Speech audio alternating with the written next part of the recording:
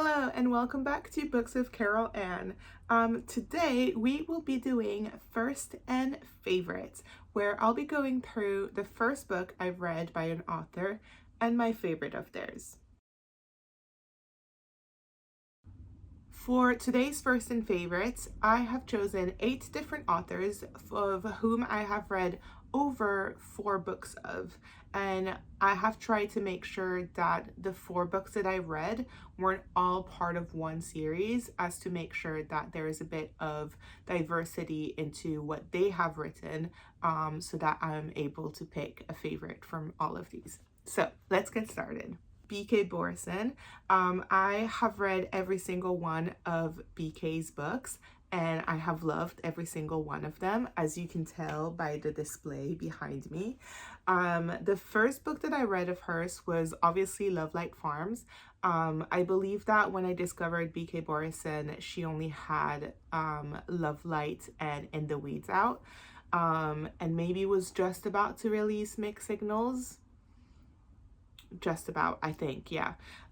So I have read Love Light Farms, I have read In the Weeds, Mixed Signals, Business Casual, and the latest release, First Time Caller. I think First Time Caller is my favorite. I might be biased in that it's the last one that I've read, but I really do think that her writing has, although exceptional already when I read Love Light Farms, has just gone above and beyond. In First Time Caller, she just really is able to make you feel all of the emotions, and I literally cannot reread it because of how much that book made me feel. It's a little too much for comfort. I absolutely adore it. It's one of my favorites, and I will at some point get back to reading it. The second author today is Kennedy Ryan. For Kennedy Ryan, I don't think I have finished a single series of hers yet, but I have read 5 books now from her, and I absolutely adored all of them. So the first book that I read was The Kingmaker.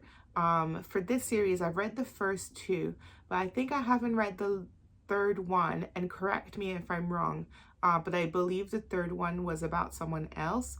And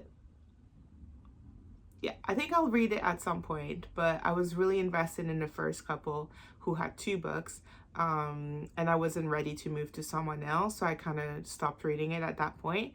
But not saying that I'll never read it. It was such a great series. Then I read Before I Let You Go and This Could Be Us, with Can't Get Enough coming up in the next few months. And I have read Real, which I believe also has a sequel coming up in the next few months. That one hasn't been announced, a pub date though, I believe. So first, Kingmaker, and my favorite was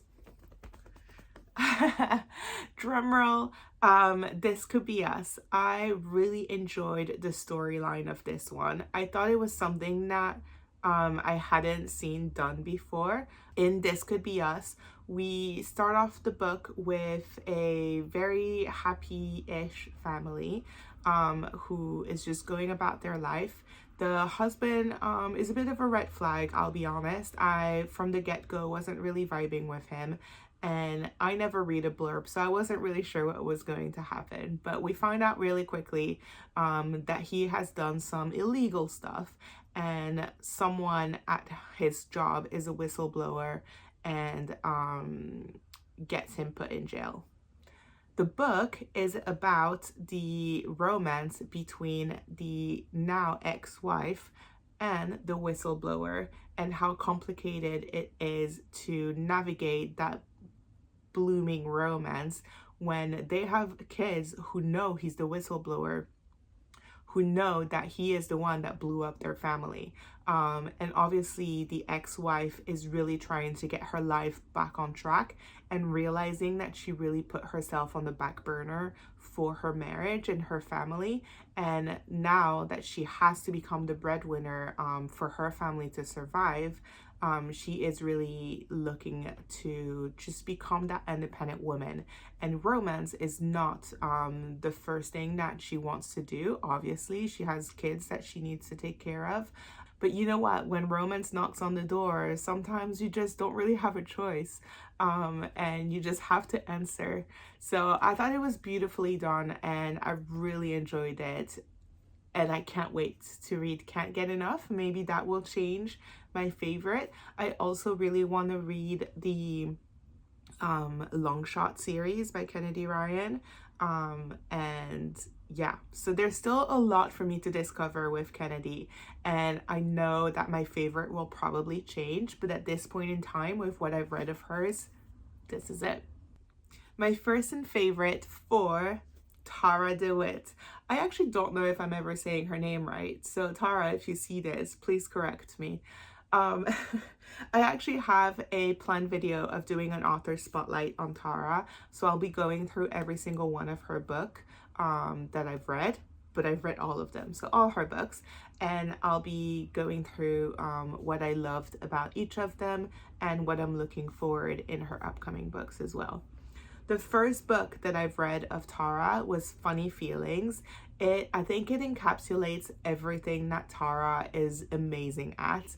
Although in her later series, the one that she's currently working on, Savor It, and the upcoming Left Off Forever, okay. See, I'm spoiling you guys because now you already know what my favorites are. Anyway, back to Funny Feelings. I absolutely adored it. I think it really encapsulates Tara's workmanship. Is that a word? I think that's a word. Okay. Penmanship. Okay. Okay, I think, should I cut this out? I think her penmanship is absolutely brilliant in Funny Feelings. She makes you feel some really depth of feelings, and she also makes you laugh your heart out. I just absolutely adored Funny Feelings. I wasn't expecting, you know, with a title like Funny Feelings, I wasn't really expecting to have such a variety of emotions throughout the book, but it was just so brilliant, so brilliant. I just had to read whatever else she had available at that point, which was Rootbound and The Co-op. I loved Rootbound. It was actually, I think, my first cowboy romance. And in The Co-op, so I haven't read the newly released US version. I believe it's coming to the UK in the next few months. So my feelings and thoughts are on the previous version, and I can only imagine that it got even better somehow in the new version. And then once, you know, I read those 3 books, I was completely hooked, and Tara was an author by author. And then I read Savor It, and let me tell you, so good. The amount of feeling that this woman can put in like a sentence. It's just, I adore it. And Left Off Forever is even worse. Like, come on, Tara, do you want me to cry? Do you want me to send you my therapy bills? Like, what are you trying to do? Because you're doing it. Left Off Forever is a second chance romance between a divorced couple. And oh my God, this man is down bad. This man had never had a thought that wasn't about his ex-wife. He just never crossed his mind to think about anything else than his woman. She's still a bird, okay? She's still a bird. So my first was Funny Feelings, and my favorite, Left Off Forever. And you know what? I'm not ashamed to say that this title will be knocked off once the next book comes out, because Tara just keeps getting better and crushing my heart even more in every single book. But the good thing is that she always puts it back together. So, you know, I can't be mad at her. She rocks it. The next first and favorites that we're going to talk about is Talia Hibbert. The first book that I read of Talia was Get a Life, Chloe Brown.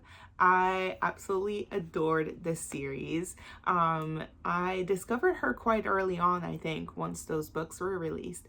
And I read all three of them. I absolutely adored all three of them.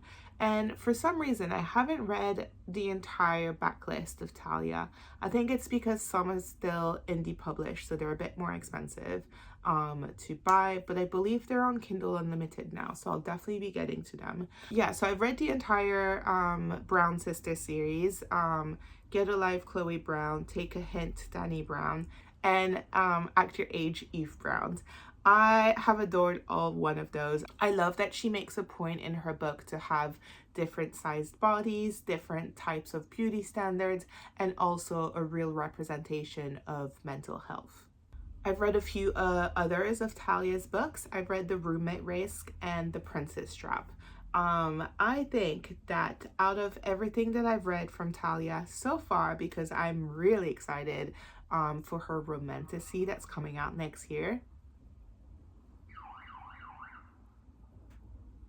Very excited for that. But that's not out yet, and I haven't read it yet. So for now, my first was Get a Life, Chloe Brown, and my favorite was Take a Hint, Dani Brown. I love that in Take a Hint, they just, you know, obviously just like any of my favorite male main characters, he is down bad for her. It's basically a viral moment that happens between them, and so they decide to fake date to keep up the momentum. And I just love that, you know, they weren't looking for anything. And again, like I said with Kennedy Ryan, sometimes when love knocks at your door, you just have to answer. I mean, is anyone knocking? Hello? No? Okay. You know, Dani, if it comes knocking, answer. And she does, and they're happy, and I loved it. Next up is First and Favorites of Emily Henry. I believe that I have read every single one of Emily Henry's published books, published adult books, because she has some hidden YA sci-fi backlist that I have not read. But I've read all of her adult romance books. And I haven't yet read Great BBL. I do have the proof for that, but I haven't read it yet, which I should probably get to soon. But yeah, the first book that I read of hers was actually Beach Read. I don't believe that's the first one she published. Was that People We Meet on Vacation? I think it might be. Anyway, I've read all of them. The first one I read was definitely Beach Read. And I love the book. I thought it was really clever. It was my first look into Emily Henry, so I didn't really have any expectations at this point. Now I think that when I read her books, I have a few more expectations. I think she's kind of gearing more and more away from the romance, so it'll be interesting to see what the Great BBL one is like.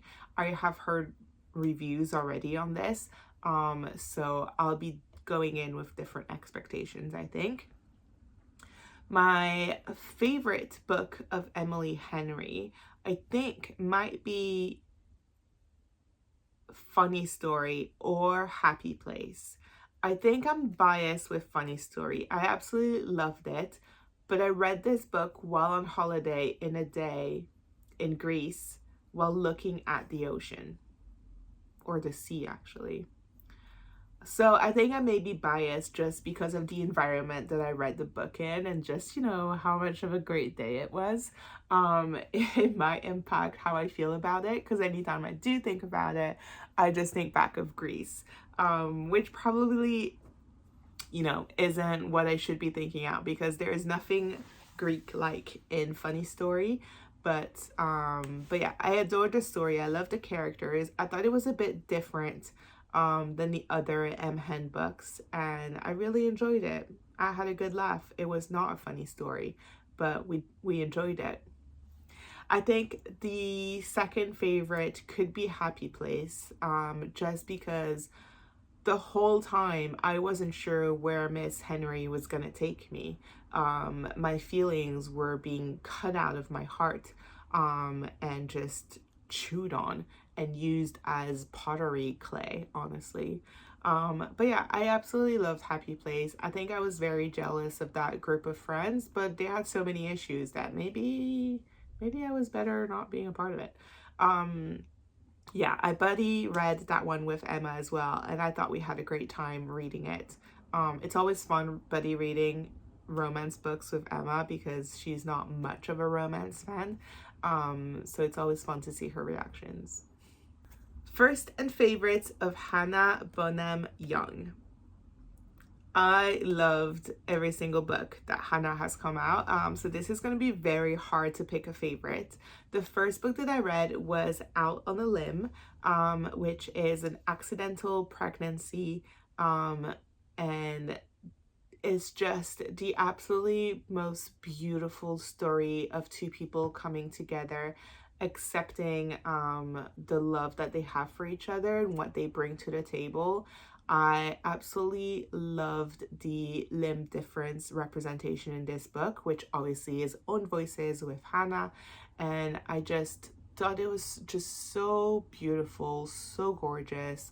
The discussions on motherhood and disability and everything motherhood, first pregnancy is already just so hard, that, you know, when you have other things that might get in the way of you being a mother, I just can't imagine the thought processes that happen. And I thought that this book was just absolutely gorgeous. I haven't read Out of the Woods by Hannah, which just came out in January, but I am really excited to read it. I believe it's his second chance romance, or Marriage in Trouble. Marriage in Trouble, because they go to a counseling camp in the woods and they have to get out of the woods or something. I think my favorite of Hannah, and like I said, this is hard. I loved Out on the Limb so much, but I absolutely adored her book Next of Kin, which sees a young adult. I think she's 24. She's in her mid-20s, and she has to adopt, well, she has a choice, obviously, but she has to adopt her little baby sister who was just born, because her mom still, even when she was a child, couldn't take care of her, and still now with her new sister cannot take care of her either. So CPS is basically asking whether she would like to be in charge of her little sister, or else she will go into the system. And obviously, you know, she's just starting out as a graphic design freelancer. She doesn't really have a lot of money, definitely not enough to take care of a child. So the system decides to shack her up with another family that requires, you know, support and help, and financial and, you know, physical help. So the second family that comes in, he has to take care of his little brother, who I believe is 14, 15, and is deaf as well. So obviously they have the same kind of issues, financial, and just, you know, having the time to work full time, but also take care of a young person who requires maybe a bit more help than usual. And I love how they put them together, and, you know, two strangers living together, they have their whole life uprooted for different reasons, but actually for pretty much the same reason of having to take care of their younger sibling. And it was so brilliant to see them at first be a bit reluctant of living with a stranger in their house, but then I thought it was beautiful how slowly you would see them help each other out and make sure that they were there for the other, and just become this family unit, all four of them. I loved how they all fell in love with the little sister, the baby sister, and I just love the moments when they were also looking out for each other, even when the kids weren't involved. So I just thought that was a beautiful one. I really enjoyed reading it, and I thought it was just so real and so gorgeous. Yeah. Chloe Lee's first and favorite. So the first book that I read from Chloe was Only When It's Us, the first book in the Bergman series of 7 books, which is right there. And on top of reading that entire series, I also read the Wilmo Sisters series, though I still haven't read the last one, and also her novella, The Motive something something. It's a novella, a Christmas novella. It was really cute. I absolutely adored reading Only When It's Us, and I think it's just a great book to make you get interested into the Bergman series. Obviously, it's the first one, so you're learning all about them, you see glimpses of them, and that's why I adore the whole series, because you really see them grow as a family. Like, for example, in the first book, I believe that Ziggy is maybe 12 years old, and by the time her book, the orange one right there, she's a 22, 23-year-old adult. So obviously you see them grow throughout the time, and I just absolutely adore that. I think my favorite, I didn't really want to pick a favorite in this series, although I probably have some. But I wanted to maybe pick something different that Chloe has done. I absolutely adored Better Hate Than Never, which is the second book in the Wilmo series. I'm not gonna lie, I don't remember that much about it, but I know that out of the two, it was definitely my favorite. I think the first one had a bit of few kinks in it that needed to be like sorted out maybe, but in Better Hate Than Never, I just absolutely loved how it flowed, and it was kind of set up really nicely in the first book, the characters for the second book, and it just worked perfectly. I think we in the first book, we already kind of, you know, saw the dynamics and enjoyed them, and I think I'm really excited to read the third book actually. But yeah, I think Better Hate Than Ever, my favorite. I think it was comped to 10 Things I Hate About You as well, so you know, yeah, exactly. So yeah, the final author that I want to talk about for this first and favorites is Mimi Grace. So fun fact, Mimi Grace hasn't released anything in a couple of years now, and if you ever stumble upon this video, please, I need more books from you. What do I have to do? Okay. The first book I read from Mimi was Make a Scene. The covers for these are so cute. I absolutely adore them.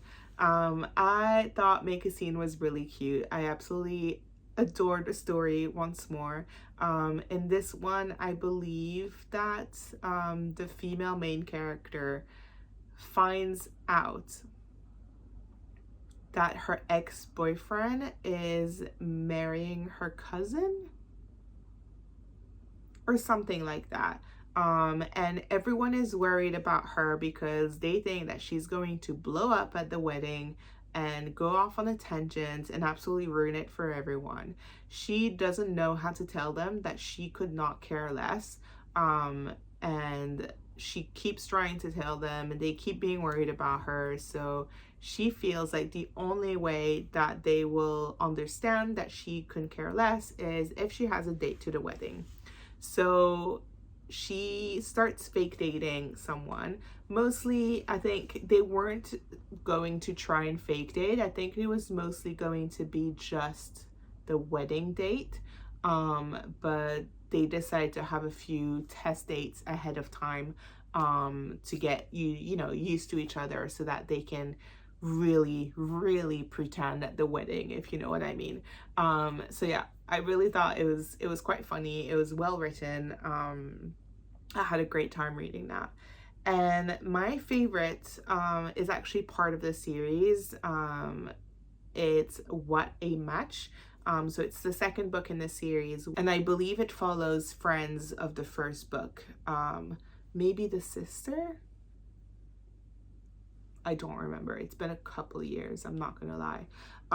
But in this one, what happens is a forced proximity romance. The co-owner of the boxing club The other owner was the male main character from the previous book, needs a place to stay because something happens in his flat, and the only possible outcome is apparently to stay on the couch of the female main character, which, do they know each other? Why would you accept? I'm not quite sure how all this works. I don't think that I would accept. But anyway, he's actually been in love with her for ages. We see it in the first book, and we see it from the get-go in the second book, except she has no idea. She is not interested. She's just not there for that.